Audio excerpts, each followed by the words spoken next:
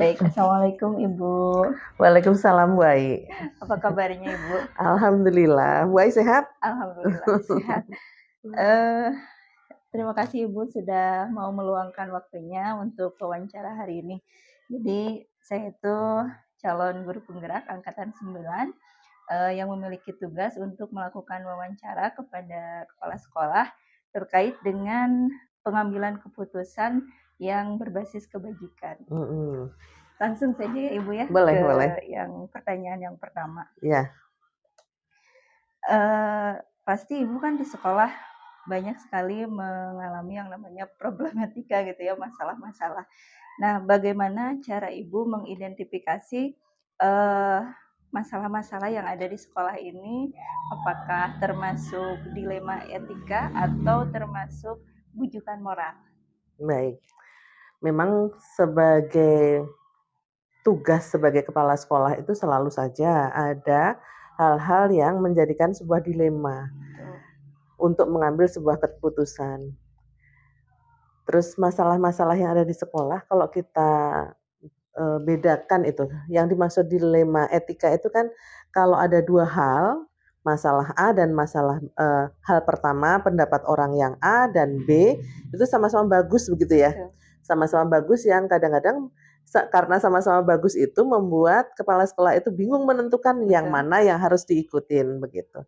Dan yang kalau yang satunya lagi bujukan moral. Bujukan moral. Kalau bujukan moral itu satu hal itu bagus, satu hal itu tidak bagus begitu ya. Itu lebih mudah untuk memutuskan gitu. Iya. Jadi begitu. Yang satu mudah, yang satu lumayan tuh harus ada pertimbangan-pertimbangan yang lumayan panjang. Berarti dasar identifikasinya terkait apakah ini benar dengan benar atau benar dengan salah seperti itu Ya, ya Bu ya. ya. Biasanya yang dimaksud salah itu adalah salah karena tidak sesuai dengan aturan, dengan kode etik, ya Betul, begitu. betul. Jadi itu lebih mudah untuk memutuskan, asalkan kita tahu dasar-dasarnya, Iya, begitu. betul. Baik, berikutnya Ibu, bagaimana cara Ibu atau apa ya, bagaimana menjalankan pengambilan keputusan yang dilakukan oleh Ibu, terutama yang berkaitan dengan permasalahan dilema etika, Bu? Ya, kalau dilema etika itu kalau misalkan sederhana gitu ya, tentang hal yang sederhana yang tidak menyangkut orang banyak, itu biasanya langsung diputuskan gitu ya, mudah untuk diputuskan. Tetapi jika dilema etika itu sama-sama bagus, Betul. kemudian saya bingung untuk menentukan, maka yang saya perlukan adalah sebuah data. Sebuah data. Sebuah data. Jadi apalagi jika saya sebagai kepala sekolah yang baru ditempatkan di sekolah tersebut. Jadi saya sebaiknya tidak membuat keputusan yang tidak berdasarkan data. Data itu kami diperoleh kepala sekolah itu dari misalkan guru-guru senior, wakil kepala sekolah, komite sekolah, begitu ya. Misalkan apakah kebijakan A ini nanti akan bagus untuk dilaksanakan. Yang B menurut saya bagus. Nah, itu jika datanya valid, datanya lengkap, saya akan lebih mudah untuk memutuskan. Jadi, oh ya, saya sebaiknya memutuskan A karena seorang kepala sekolah baru itu utamanya tidak mengetahui latar belakang masalah tersebut.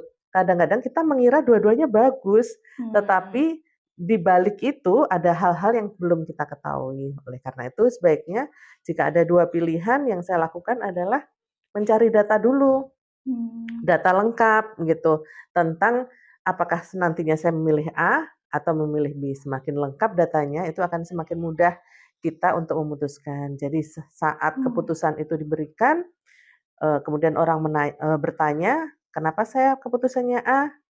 Saya punya datanya, begitu. Baik, jadi kalau di ini Ibu tuh langkah pertama adalah mengumpulkan data terlebih dahulu seperti itu. Lalu setelah itu bagaimana Bu? Nah, Apa langkah selanjutnya yang Ibu lakukan ketika menemukan permasalahan tentang dilema etika itu? ya, setelah saya mengumpulkan data, datanya lengkap, kemudian saya cross check dengan aturan, Iya, aturannya mendukung, berarti kan betul. bagus gitu Iya. ya. Berlangkah berikutnya adalah saya mengumpulkan beberapa teman tim di sekolah untuk diskusi. Iya.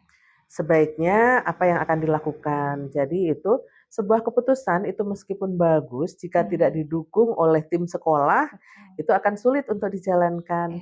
Oleh karena itu sebaiknya sebelum memberikan sebuah kebijakan, itu tim intinya lah paling tidak itu kita ajak ngobrol, kita jelaskan, sehingga nantinya mereka bisa menjadi agent yang menceritakan kepada temannya apa latar belakang sebuah kebijakan tersebut gitu.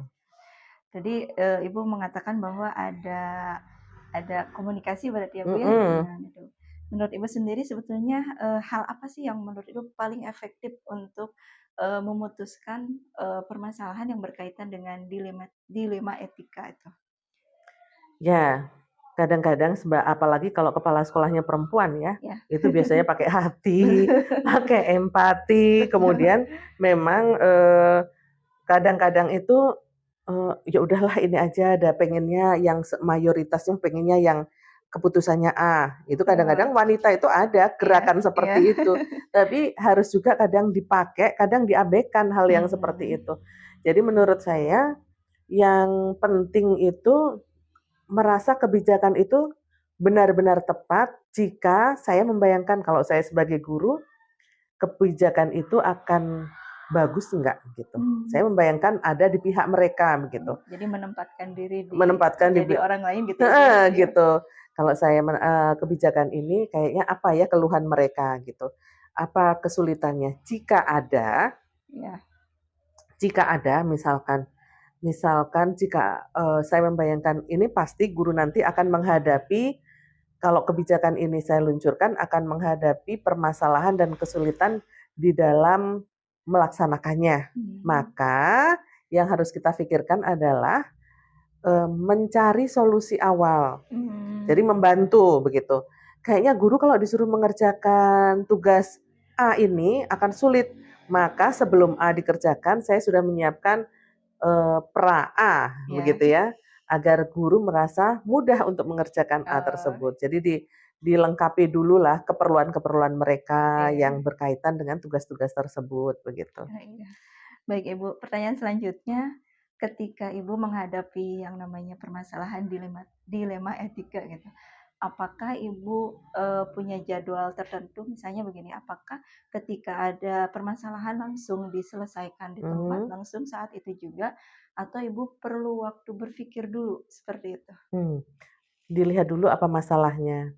Jika masalahnya itu ringan dan saya yakin pasti dengan kebijakan atau keputusan yang saya ambil, mungkin saat itu juga akan saya berikan ya, langsung saya selesaikan. Tetapi jika menurut saya harus berpikir dulu, misalkan seperti tadi harus mengumpulkan data dulu, harus komunikasi dulu dengan tim inti atau mencari referensi begitu. Itu mungkin akan saya tangguhkan.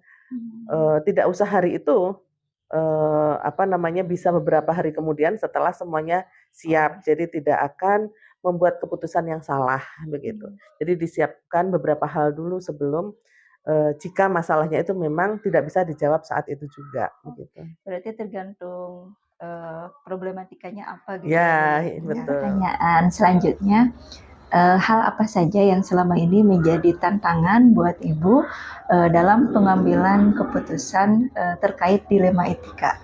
Ya, tantangan menurut saya itu akan ada dan lebih besar porsinya jika itu menyangkut kebijakan itu menyangkut orang banyak gitu ya. Suatu daerah tertentu yang misalkan harus melibatkan masyarakat. Jadi kebijakan yang saya ambil itu mungkin harus selaras dengan budaya setempat begitu. Tidak bisa saya mengabaikan latar belakang yang orang tua siswa, jika latar belakangnya berbeda dengan saya. Apalagi misalkan saya itu kan orang Jawa, yang kadang-kadang itu saat ditempatkan di Sunda itu ada culture shock ya. Ada culture shock, hal-hal yang membuat berbeda dalam budaya begitu. Oleh karena itu saya harus hati-hati. Mungkin di dalam kultur orang Jawa itu tidak apa-apa, Tetapi buat kultur orang Sunda itu menjadi masalah. Oleh karena itu, saya harus menyesuaikan diri dengan kultur orang Sunda, misalkan gitu ya. Nah, itu yang pertama. Yang kedua, tantangan sebenarnya yang besar itu sebenarnya bertentangan dengan hati nurani. Betul. Dengan hati nurani kadang-kadang itu. Jadi keputusan yang saya ambil itu kadang-kadang memang berbenturan juga dengan hati nurani, tetapi saya memprioritaskan, mengedepankan, untuk kepentingan orang banyak dan sekolah. Jadi ya udah, meskipun kadang-kadang bertentangan, tetapi jika itu sesuai dengan aturan, sesuai dengan kultur yang ada, itu akan saya, selesaikan sesuai dengan apa yang seharusnya. Dan yang ketiga, kadang-kadang itu tantangan yang saya hadapi itu adalah perlunya proses penyesuaian bagi guru-guru. Jadi misalkan ada masalah A dan masalah B yang dua-duanya bagus. Saya memutuskan memutuskan kebijakan A lah yang saya ambil, bukan kebijakan B. Maka orang-orang yang pro dengan kebijakan B itu perlu waktu untuk menyesuaikan diri agar dia mau menerima kebijakan A. Oleh karena itu, yang saya lakukan adalah persuasif, obrolan secara persuasif. Kemudian saya juga bekerja sama dengan agen-agen atau agent yang ada di sekolah yang sebagai tim untuk memahamkan teman-temannya di dalam acara non formal tentu saja, misalkan sambil ngeliwet gitu ya. Kebijakan ini sebenarnya menguntungkan loh untuk kita gitu. Ngobrol begitu oleh teman-teman yang dipercaya atau dihormati oleh teman-temannya. Nah, itu change agent atau agen perubahan atau orang-orang yang dipercaya oleh temannya itu biasanya malah lebih efektif daripada kepala sekolah yang memberikan sebuah kebijakan. Nah, itu untuk menyelesaikan tantangan-tantangan. Jadi memang selalu ada tantangan, tidak mungkin sebuah kebijakan itu kita luncurkan tanpa ada tantangan yang besar, pasti ada saja begitu. Tapi insya Allah dengan berpegang pada aturan, kemudian juga koordinasi dan komunikasi yang baik dengan semuanya, itu akan terselesaikan dengan baik. Baik. Menurut Ibu, apakah ada misalnya seseorang atau faktor lain yang selama ini bisa mempermudah setiap keputusan yang Ibu ambil? Ya, selalu seorang kepala sekolah itu tidak bisa bekerja sendirian. Seorang kepala sekolah itu harus mempunyai sebuah tim yang solid. Menurut saya dengan tim inti, baik itu misalnya wakil kepala sekolah, PKS kurikulum, PKS kesiswaan, kalau itu berhubungan dengan kesiswaan, atau jika itu menyangkut sebuah sarana dengan PKS sarana, itu harus terjalin komunikasi dan kerjasama yang bagus. Bahkan jika itu menyangkut dengan hal yang di luar sekolah, maka dengan komite sekolah juga harus terjadi komunikasi dan kerjasama yang bagus agar bisa menjembatani kekurangan-kekurangan yang ada di sekolah gitu. Data-data tersebut kembali lagi ya, data dan dukungan dari mereka itu kita perlukan. Juga untuk bertukar pikiran kadang-kadang tidak terfikir oleh kepala sekolah, mungkin terfikirkan oleh mereka. Nah itu. Berarti kolaborasi dan komunikasi yang baik ya dengan berbagai pihak. Betul. Baik Ibu. Nah, dari semua yang sudah Ibu sampaikan terkait dengan pengambilan keputusan yang berbasis kebajikan gitu. Pembelajaran apa yang bisa Ibu petik dari pengalaman selama ini terkait hal tersebut? Ya, kalau kita lihat ya dari awal menjadi kepala sekolah sampai sekarang itu kan selalu setiap saat itu kita mengalami masalah-masalah atau tantangan-tantangan yang terjadi di sekolah. Saat kita melaksanakan sebuah kebijakan yang akhirnya menjadi keputusan di sekolah, itu adalah sebuah pembelajaran. Semakin sering kita mendapatkan tantangan, kemudian kita berusaha menyelesaikan dengan solusi yang bagus begitu ya, semakin kayalah kita akan pengalaman. Jadi nanti saat ada eh, tantangan baru, itu akan lebih mudah sebenarnya. Semakin banyak tantangan, semakin banyak referensi solusinya Jam begitu. terbang Ibu ya. Jam Ya, terbang. seperti itu. Baik Ibu, terima kasih atas waktunya sudah mau diwawancara oleh saya. Semoga Ibu selalu sehat dan di sekolahnya tetap semangat. Amin. Begitu juga Bu Ai ya, semangat terus biar nanti sukses. Insya Allah, Bu. Terima kasih.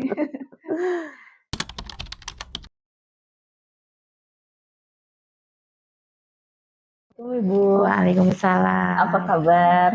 Baik, alhamdulillah. Bu Ai gimana? Alhamdulillah sehat Ibu, luar biasa. Gimana keluarga di rumah? Alhamdulillah sehat juga Ibu. Syukur. Alhamdulillah. Baik Ibu, sebelumnya mungkin saya akan memperkenalkan diri dulu. Nama saya Ain Suryani dari SMP Negeri 2 Cikalong Kulon.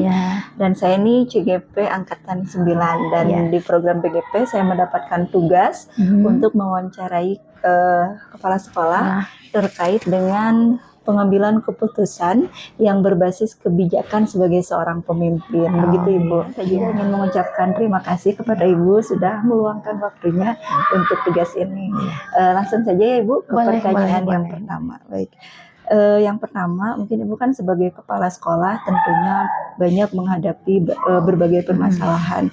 Nah, bagaimana cara Ibu mengidentifikasi kasus-kasus yang Ibu hadapi? Apakah kasus tersebut termasuk dilema etika atau bujukan moral? Terima kasih Bu Ai atas kebersediaannya ke SMP 3. Jadi ya kita saling sharing saja.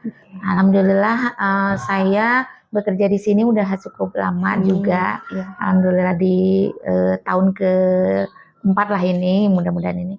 Dan terkait dengan yang tugas Ibu dan pertanyaan yang pertama tadi, ternyata menjadi kepala sekolah atau menjadi leader itu cukup banyak gitu yang dihadapinya.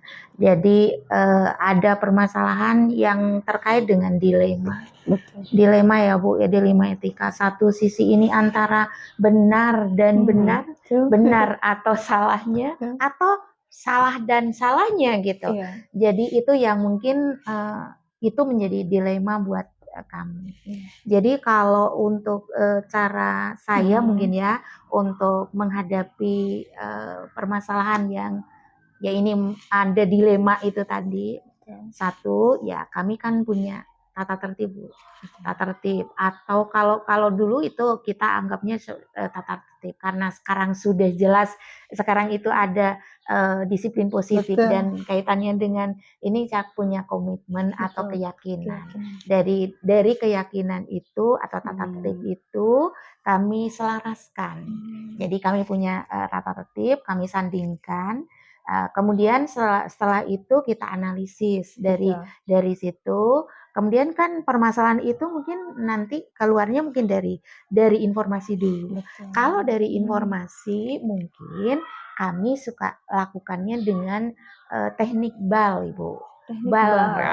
Teknik BAL itu bahwa informasi itu harus BAL. BAL-nya apa? Benar, lengkap, akurat gitu. Kalau belum BAL, berarti kita terus analisis dulu gitu dengan diselaraskan dengan komitmen atau keyakinan atau tata tertib yang ada. Nah, dari kalau udah balnya kita pegang, berarti nanti kita setelah itu langkah berikutnya berarti ini komunikasi atau koordinasi. Misalnya dari yang bersangkutan yang punya masalah dengan misalnya kalau di siswa berarti ada orang tuanya.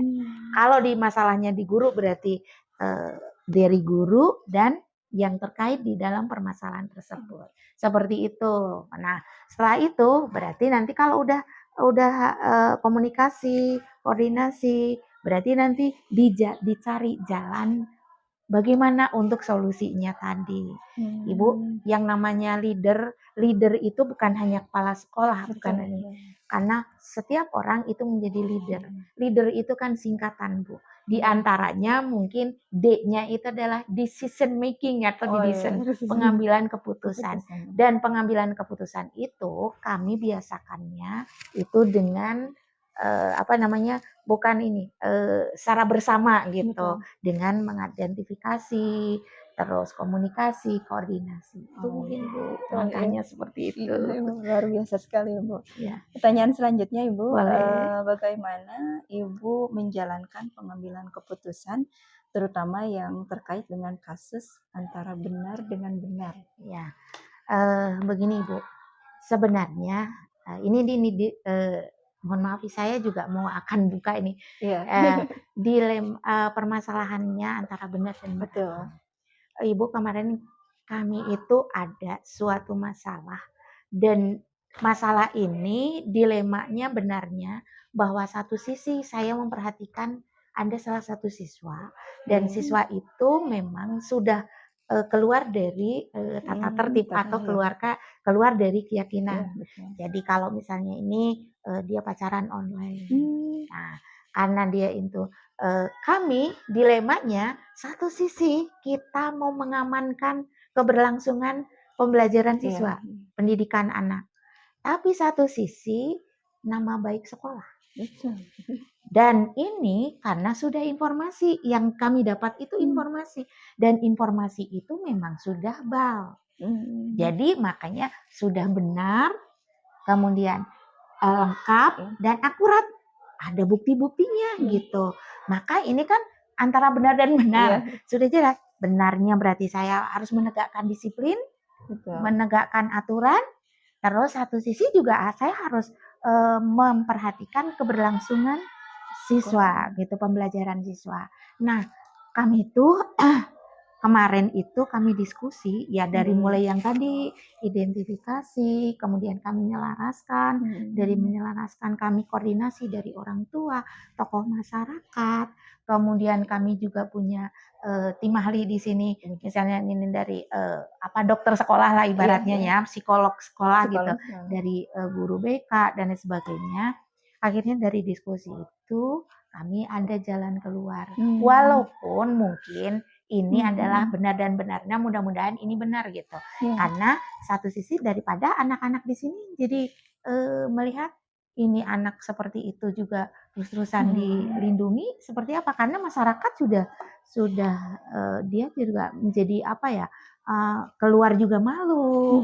Terus masyarakat sudah hafal seperti itu. Jadi kami pengambilan keputusannya kami libatkan tokoh masyarakat, kemudian informasi guru dan sebagainya, sehingga alhamdulillah kami punya ini ada sebuah pesantren, sebuah pesantren dan pesantren itu kami diundang, kemudian nanti kalau ini rehab dia, tapi rehabnya di pesantren, karena kalau di luar kan Ibu nama baik juga. Betul. Kemudian juga dari sisi mental anak juga sedikit terganggu juga, orang tua juga sama seperti itu. Jadi tadi ada kata kuncinya komunikasi dan kolaborasi gitu. dengan berbagai pihak. Baik, yang selanjutnya Bu hampir sama sebetulnya. Ini langkah seperti apa yang biasanya Ibu lakukan untuk menyelesaikan atau mengambil keputusan terkait yang dilema etika? Sebenarnya tadi sudah memang betul. Sudah. Jadi dimulai dari identifikasi. Kita menyelaraskan kalau yang sekarang itu dengan segitiga restitusi itu ya gitu. Dengan segitiga restitusi itu, kemudian setelah itu baru kita diskusi dengan komunikasi dengan yang terkait. Kemudian setelah itu baru kita diskusi kembali di forum, karena di sini Ibu kami biasakan anak gurunya hanya sedikit Bu. Betul. Jadi permasalahan ini wajib tahu semuanya. Dan keputusan ini keputusannya bukan keputusan sepihak, tapi keputusan bersama. Jadi setelah diidentifikasi, kemudian koordinasi, kemudian kolaborasi dengan berbagai pihak, kemudian kami langkahnya seperti itu dengan jalan seperti apa solusinya. Mungkin kalau memang parah berarti harus diserahkan ke mungkin kalau kayak yang tadi itu berarti ke pesantren, tapi pesantrennya kami undang dulu ke sini. Kami bukan artinya kita melepaskan begitu saja, dan pada akhirnya Bu, anak tersebut memang kami tunggu. Jadi nggak dikeluarkan dulu. Takutnya nanti ada pemikiran dia masuk lagi gitu. Karena itu kejadian kedua kali ini. Jadi akhirnya kemarin nggak dikeluarkan dulu. Ternyata setelah di kurun waktu sekian itu nggak ada kabar lagi.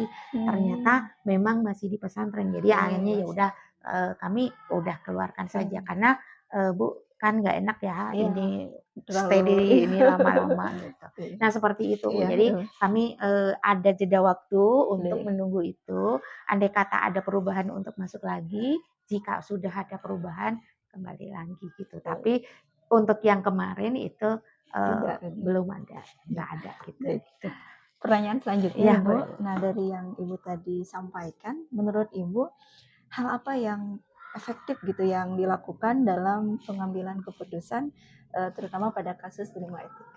Kalau yang efektif saya pikir yang itu ya satu berarti identifikasi tadi ya. Perlu ada keyakinannya dulu. Jadi kalau udah ada keyakinan berarti kan kesadaran. Ya berarti kalau sudah ada keyakinan itu timbul dari kalau sekolah berarti ke semua warga sekolah, siswa berarti ke siswa. Itu kalau misalnya ini berarti efektif, perlunya apa ya? Paling ini perlunya keyakinan atau kesepakatan, komitmen itu memang perlu. Di samping aturan gitu ya. Kan kalau timbulnya kesepakatan atau komitmen itu karena adanya aturan gitu. Nah itu kemudian hal yang efektif yang nggak kalah penting yaitu komunikasi dan kolaborasi. Karena saya jadi jargon saya itu bahwa kolaborasi itu adalah superhero gitu. Dan betul sekali itu Ibu. Kolaborasi superhero ya Bu. Gitu. Baik. Lalu apa yang menjadi tantangan nih dalam pengambilan keputusan tersebut? Nah, yang menjadi tantangan itu Bu, jadi penyamaan pemahaman orang tua atau masyarakat itu kadang nggak sejalan atau kayak gini kok, kenapa sih masyarakat nggak ngerti gitu loh. Nggak ngerti, padahal mungkin dia keterbatasannya pengetahuannya belum sampai ke arah ke sana. Jadi mungkin tantangan saya hanya sekadar pemahaman tentang hal-hal yang berjalan di dunia pendidikan kepada masyarakat. Kalau di tantangan di dalam warga di lingkungan sekolah, saya pikir kita karena ada kolaborasinya yang ini, ya mungkin nanti tantangan yang penting berarti kami akan meningkatkan peningkatan tentang kolaborasi dengan pihak luar gitu. Pihak luar.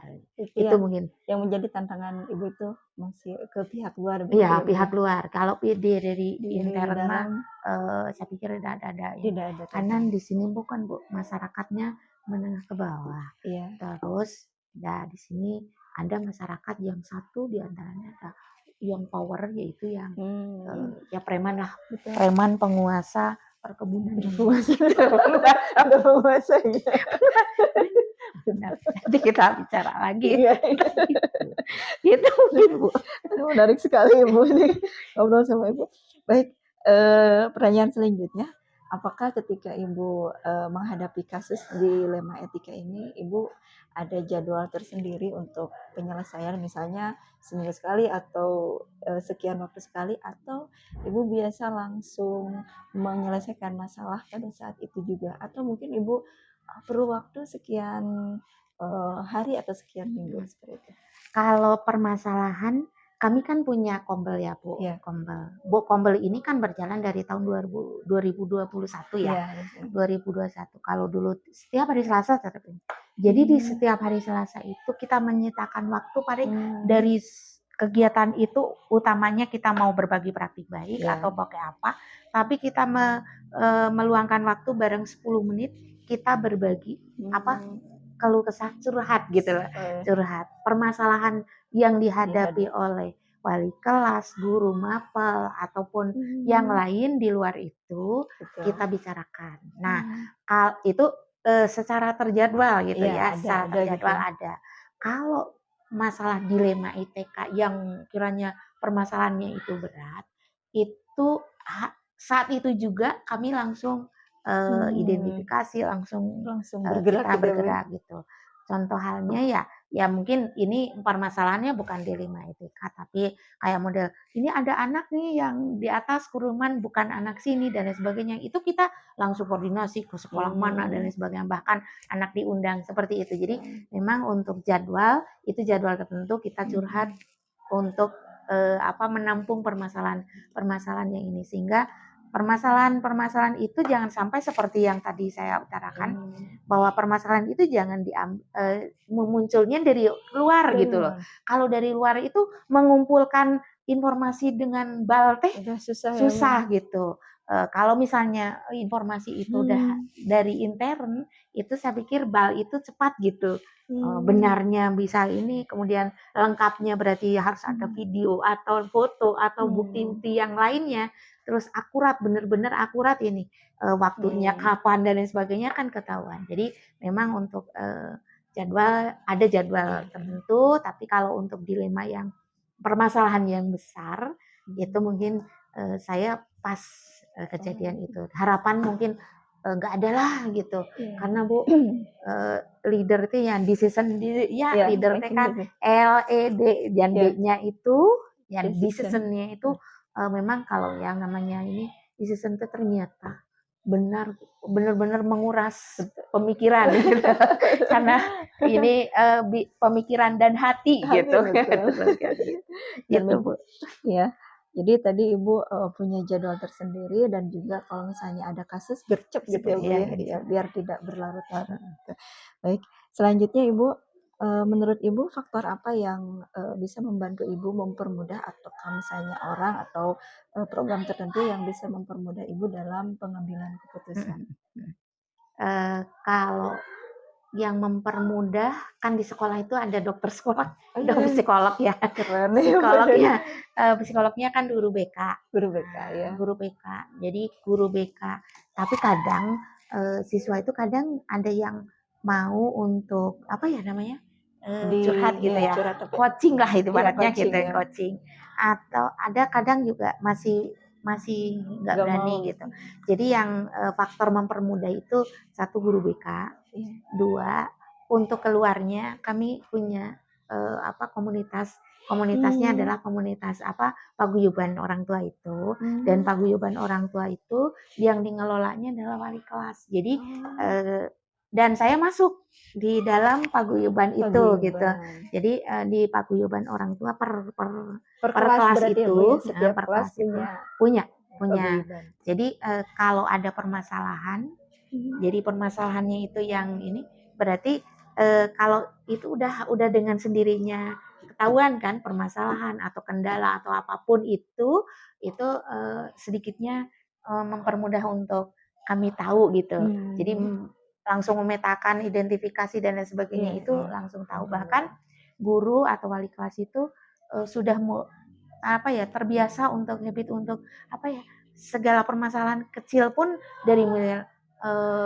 dari mulai pelanggaran kecil misalnya rambut gondrong dan lain sebagainya, izin Bu kalau misalnya ini kok rambut gondrong seperti apa ininya, harus seperti apa ininya, kita langkah-langkah yang efektifnya seperti itu. Jadi kita karena adanya paguyuban, kemudian ya memang ada wali kelas dengan BK kan kerjasama seperti itu. Berarti kolaborasi lagi ya Bu ya? Iya, kolaborasi. Sebenarnya superhero. Dan juga tadi yang saya tangkap penanganan dini ya Bu ya. Jadi sebelum banyak kasus-kasus, jadi dari hal-hal kecil sudah dibicarakan. Luar biasa sekali ya Bu. Yang terakhir ya Bu. Yang terakhir. Dari yang Ibu sampaikan tadi, pembelajaran apa yang bisa dipetik untuk dari pengalaman-pengalaman Ibu terkait pengambilan keputusan yang terkait dengan dilema etika? Untuk pembelajaran yang bisa diambil dalam pengambilan keputusan dilema etika ini, satu, memang kita harus selalu menundukkan antara ego dengan hati. Jadi selagi kita, oh ini benar loh menurut saya, kan belum tentu ini benar buat orang lain gitu. Berarti harus ditundukkan kepala emosi yang ada di nafsu, yang ada di kepala itu ke hati. Benarkah ini menurut saya juga benar buat orang lain? Maka memang hal itu perlu proses, Bu.